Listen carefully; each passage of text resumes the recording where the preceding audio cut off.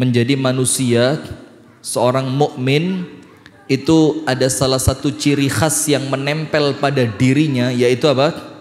Lemah dan lembut, lemah lembut. Jadi orangnya itu tenang, dia tidak mudah terpantik emosinya, dia orang yang senantiasa menampakkan dan memunculkan serta menebarkan ketenangan. Itu orang beriman. Hadis yang pertama telah kita baca dari Ibunda Aisyah radhiyallahu taala anha wa ardhaha, di mana ketika sekelompok orang-orang Yahudi itu lewat di hadapan An-Nabi sallallahu alaihi wasallam, kemudian orang Yahudi itu mengucapkan yang nampaknya salam padahal artinya itu kecelakaan. Assalamu alaikum. Semoga kecelakaan, kebinasaan engkau dapatkan. Maka Ibunda Aisyah radhiyallahu taala anha wa ardhaha itu mendengarkan omongan orang Yahudi tadi dengan teliti. Itu mendengarkannya dengan detail gitu. Maka Ibunda Aisyah langsung menjawabnya, wa alaikumussalam wal la'nah, dan untuk kalian kehancuran dan laknat dari Allah. Maka An-Nabi sallallahu alaihi wasallam mengingatkan Ibunda Aisyah. Rasulullah mengatakan kepadanya, mahlan ya Aisyah, yang tenang. Yang apa? Yang tenang. Artinya jangan gampang tersulut emosi oleh sikap orang lain. Anda merdeka dengan sikap Anda. Artinya apa? Artinya Anda bersikap itu tidak disetir orang lain. Ketika orang lain tajahal alaik, tajahal itu apa? Wa idza khatabahumul jahiluna qalu salama. Apabila ada orang-orang jahil itu resek kepada mereka, ganggu mereka, jahil kepada mereka, apa yang mereka munculkan? Qalu salama. Itulah ciri orang beriman, dia tidak disetir oleh perbuatan orang lain terhadapnya. Nah, maka dengan itu Rasulullah Shallallahu Alaihi Wasallam mengajarkan kepada Ibunda Aisyah, mahlan, yang tenang. Jangan terpantik emosimu gara-gara orang yang tidak penting itu. Nah, kita kadang-kadang kepancing emosi oleh orang yang nampaknya tidak penting buat kita. Terpancing emosi gara-gara komentar di Facebook, terpancing emosi gara-gara dislike di YouTube, terpancing emosi gara-gara diejek oleh orang yang bahkan tidak kita kenal. Nah, ini yang Rasul ajarkan kepada kita, apabila ada yang semacam itu bersikap apa? Tenang. Kalau bahasa Inggrisnya itu ojo direken. Sudah, biarin aja. Terserah dia mau ngomong apa, itu urusannya dia. Kenapa? Karena yang kita miliki adalah kebaikan, maka tidak akan keluar dari kita kecuali kebaikan. Innallaha yuhibbur rifqa fil amri kullihi. Kemudian An-Nabi sallallahu alaihi wasallam bersabda, wahai Aisyah, Allah Ta'ala mencintai ar-rifqa, lemah lembut, fil amri kulli, di semua urusan. Itu Allah suka apa? Lemah lembut. Faqultu, maka Ibunda Aisyah mengatakan, ya Rasulullah, awalam tasma' ma qalu? Ya Rasul, mereka tadi bukan mendoakan engkau, tapi mereka mendoakan celaka untukmu. Apa kata Rasulullah? Qad qultu, telah aku jawab. Jawabannya apa? Wa alaikum, cukup. Wa alaikum artinya apa? Begitu pula untuk kalian. Kalau kalian mendoakan baik, begitu pula kebaikan untuk kalian. Kalau kalian mendoakan keburukan, maka keburukan itulah juga untuk kalian. Nah, itu sudah kita bahas pada pertemuan yang sebelumnya. Kemudian hadis yang kedua dari sahabat Jabir ibnu Abdullah radhiyallahu taala anhu, dia mengatakan, An-Nabi sallallahu alaihi wasallam bersabda, man yuhramir rifqa yuhramil khaira. Singkat, padat, jelas. Barang siapa yang tidak diberi kelembutan, maka dia tidak akan mendapatkan kebaikan. Ini rumus. Orang yang tidak diberi kelembutan, maka dia tidak akan mendapatkan apa? kebaikan. Dalam semua perkara. Di rumah tangga kasar, tidak baik. Sama tetangga kasar, tidak akan mendapatkan kebaikan. Dengan bawahan, dengan atasan, dengan yang seusia, dengan teman sejawat. Kalau tidak ada kelemah lembutan yang kita munculkan kepada mereka, apa yang terjadi? Barang siapa yang terhalang dari kelembutan, maka dia tidak akan mendapatkan apa? Kebaikan. Dan ini sesuai ayat Al-Qur'annya itu mengatakan, fabima rahmatin minallahi lintalahum walau kunta faddan ghalidhal qalbi lanfadhu min haulik. Berkat rahmat dari Allah, wahai Muhammad sallallahu alaihi wasallam, engkau bisa berlemah lembut kepada mereka. Sekiranya engkau kasar dan keras hati, maka mereka akan pergi dari sisimu. Coba lihat, Nabi Muhammad yang paling ganteng, yang paling wangi, yang paling keren. Kalau kasar, manusia tidak mau. Padahal orangnya apa? Tampan. Bu, mau punya suami tampan, keren, ganteng, kulitnya putih kayak artis Sudan, kayak artis Korea, tapi ngeplaan, suka mukul, mau bu? Nah, tidak mau orang tidak akan mau. Kenapa? Karena kelemah lembutan itulah modal paling besar untuk menarik kebaikan. Faham ya? Nah, maka di dalam setiap kegiatan, wabil khusus dakwah, harus lemah lembut. Anda tahu ketika Harun ar-Rasyid itu didatengin oleh wa'idh. Wa'idh itu pemberi nasihat. Kemudian wa'idh tadi mengatakan apa? Faltasbir alayya fa inni ghalidhun alaik. Wahai Harun ar-Rasyid, kamu yang sabar ya sama saya. Karena saya mau menasehati kamu dengan nasihat yang berat dan keras. Apa kata Harun ar-Rasyid? La aqbalu minka. Tidak mau. Tidak mau, kata Harun ar-Rasyid. Kok enak sak karepmu dewe. Kita disuruh sabar menghadapi sikapnya dia yang apa? Keras, semaunya sendiri. Kemudian Harun ar-Rasyid mengatakan, waqad arsalallahu man huwa afdhala minka ila man huwa aswa'u minni faqala Allahu faqula lahu qawlan layyina. Karena Allah telah mengutus manusia yang lebih mulia dibandingkan kamu kepada seorang manusia yang lebih jahat dibanding saya, yaitu Musa dikirim kepada siapa? Musa dikirim kepada siapa? Fir'aun. Itu pun Allah katakan, wa qula lahu qawlan layyina. Kamu kalau dakwah sama Fir'aun, dakwahmu yang apa? Lembut. Lah kok kamu tidak lebih baik dari Nabi Musa, dan saya tidak lebih jahat dari Fir'aun, kamu mau keras-kerasan, PN gitu loh. Maka Asy-Syaikh, namanya Asy-Syaikh Muhammad Al-Ghazali, beliau itu ditanya sama muridnya, ya Syaikh, ma hukmu tarikis salat? Apa hukumnya orang yang meninggalkan sholat? Lihat, harapannya murid dijelaskan, menurut mazhab ini orang yang meninggalkan sholat hukumnya kafir. Menurut mazhab ini orang yang meninggalkan sholat hukumnya fasik. Menurut mazhab ini orang yang meninggalkan sholat itu tidak diterima kesaksiannya. Macam-macam. Harapannya muridnya begitu. Ternyata jawabannya Syekh Muhammad Ghazali apa? Apa hukum orang yang meninggalkan sholat? Beliau bilang, anta khudha biyadihi wa tadhhaba bihi ilal masjid. Hukumnya apa? Kamu pegang tangannya, kamu ajak bareng-bareng jalan ke masjid. Itu hukumnya. Tidak ada kafir, tidak ada fasik, tidak diterima syahadatnya, karena ini orang belum sholat. Antum bilang kafir gak ngefek.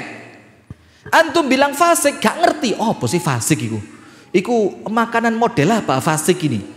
Jadi tidak manfaat buat dia. Antum bilang dia kafir, antum bilang dia fasik, antum bilang tidak diterima syahadatnya, itu untuk dia tidak ngefek. Tapi ketika antum pegang tangannya, terus kalau bahasa kita sekarang digonceng gitu loh, wis mangan mas, turungi, ayo mangan. Tapi mumpung wis adzan nang masjid sih, engkau mulai kok masjid tak jak mangan. Itu pak. Kemudian beliau mengatakan apa? Nahnu du'at walasna qudat. Karena kita ini dai bukan hakim. Kita ini apa? Dai dan bukan hakim. Nah, maka ya seperti itu, lemah lembut. Kemudian yang baru di hadis yang ke-464. Wa an Abi Darda radhiyallahu taala anhu wa ardahu. Dari sahabat Abu Darda radhiyallahu taala anhu wa ardahu. Anin Nabi sallallahu alaihi wasallam. Dari An-Nabi sallallahu alaihi wasallam qala, beliau bersabda, man u'tiya hadzahu minar rifqi faqad u'tiya hadzahu minal khair. Barang siapa yang diberi kelemah lembutan oleh Allah, maka dia telah mendapatkan bagian dari kebaikan. Coba lihat. Jadi intinya itu, kalau mau mendapatkan kebaikan, kebaikan itu ditarik dengan cara apa? Lemah lembut. Wa man hurima hadzahu minar rifqi faqad hurima hadzahu minal khair. Dalam bahasa Arab, hadzun itu artinya nasib gitu loh. Arti gampangnya dalam bahasa Arab, hadzun itu namanya apa? Nasib. Wa ma yulaqqaha illa alladzina sabaru wa ma yulaqqaha illa dzu hadzin azim. Tidak akan mendapatkan kebaikan itu kecuali orang yang sabar. Dan tidak akan mendapatkan kebaikan itu kecuali orang-orang yang memang nasibnya baik. Nah, maka hadzun itu artinya apa? Nasib. Maka barang siapa yang diharamkan dari kelemah lembutan, maka dia tidak bernasib baik. Itu gampangnya begitu. Orang yang kasar itu nasibnya tidak akan baik.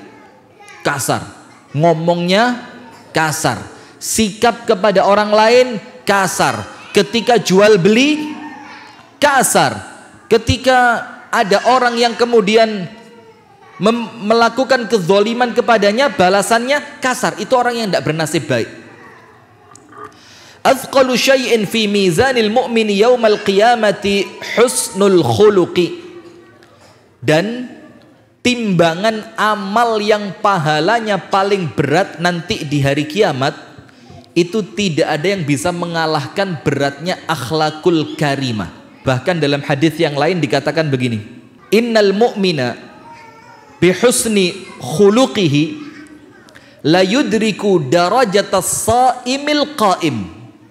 Orang beriman itu dengan akhlaknya yang baik, dia akan mencapai derajatnya orang-orang yang rajin puasa sunnah, yang rajin sholat tahajud. Jadi orang-orang yang rajin sholat tahajud, orang-orang yang rajin puasa sunnah, itu derajatnya antum bisa menyamai mereka. Modalnya apa? Akhlak yang baik. Dan akhlak yang baik itu fi muqaddimatiha, nomor satunya apa? Ar-rifq, yaitu lemah lembut. Jadi kalau sudah dari awal tidak lemah lembut, itu tidak bisa. Sama istri kasar, sama anak ini hati-hati loh, banyak ini.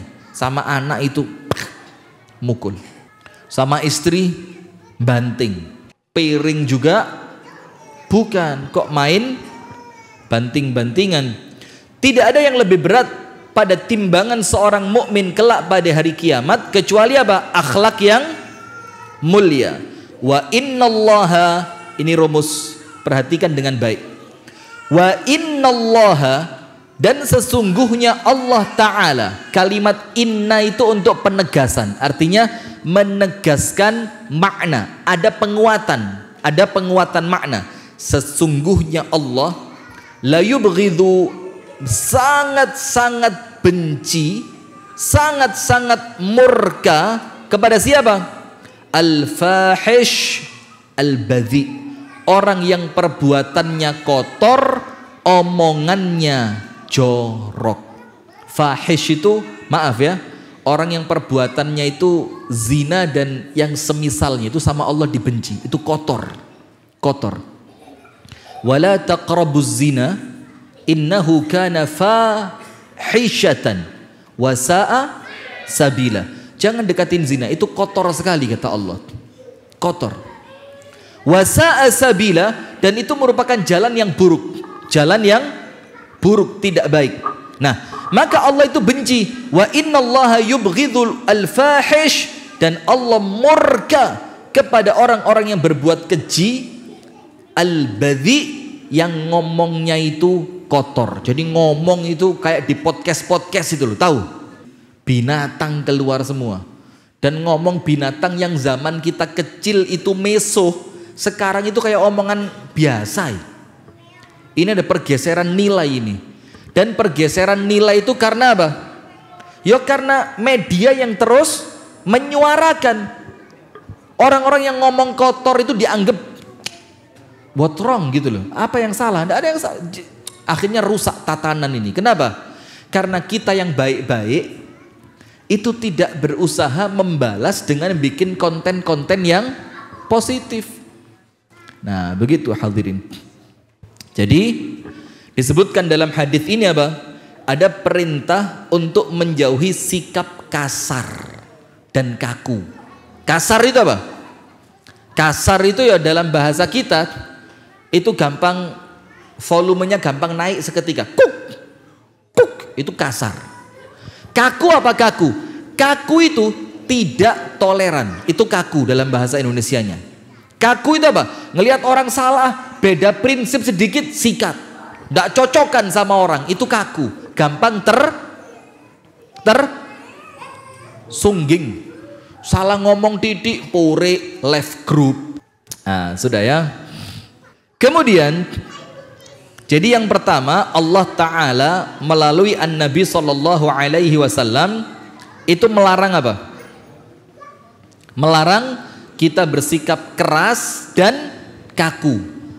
Yang kedua, pentingnya seorang mukmin berhias diri dengan sifat lemah lembut. Dan yang ketiga, disebutkan di sini tentang keutamaan al-akhlaqul karimah. Ini keutamaan akhlakul karimah.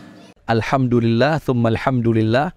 Amanah donasi yang Anda serahkan kepada kami untuk pembagian 1000 paket sembako untuk para du'afa wal masakin wal fuqara di antara kaum muslimin plus mu'allaf telah kami sampaikan dan telah kami tunaikan insyaallah pada mereka yang benar-benar membutuhkannya. Maka sekarang kita lihat laporan langsung dari Al-Akh Abu Shanum. Silakan Al-Akh Abu Shanum diberikan laporannya. Terima kasih Ustaz. Sekarang kita sedang perjalanan untuk pendistribusian sembako untuk mu'alaf dan du'afa di Dusun Kalinanas dan Dusun Krampiang, Desa Kalipang, Kecamatan Grogol, Kabupaten Kediri. Nah, dan ini perjalanannya medannya cukup berat ini, berada di dataran tinggi dan juga banyak tebing, samping kita langsung jurang, cukup panjang treknya dan memang tidak mudah aksesnya ke sini. Nah, jadi mohon doanya para pemirsa semua, semoga pendistribusian ini lancar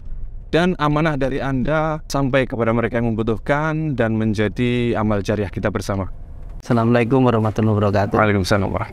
Alhamdulillah, tanggapan dari saya sebagai kepala dusun, pertama mengucapkan terima kasih kepada Allah SWT telah mengirim saudara kita ikut membantu saya sama warga yang ada di puncak ini. Mudah-mudahan menjadi amal kebaikan bapak-bapak, ibu-ibu, saudara semua, dan berterima kasih telah menyupport saya dan warga, termasuk fasilitas-fasilitas yang diberikan, termasuk fasilitas anak TPQ plus guru TPQ ini. Ya, terima kasih untuk semuanya. Terima kasih. Assalamualaikum warahmatullahi wabarakatuh. Bapak Iwan tadi menyampaikan kita sekarang di puncak karena memang dusun ini adalah tempat atau dusun yang paling tinggi atau paling atas di daerah Kediri. Nah, maka dari itu semoga amal Bapak Ibu sekalian juga nantinya bisa terangkat hingga ke puncak yang termulia di sisi Allah Subhanahu wa taala. Assalamualaikum warahmatullahi wabarakatuh. Waalaikumsalam warahmatullahi wabarakatuh.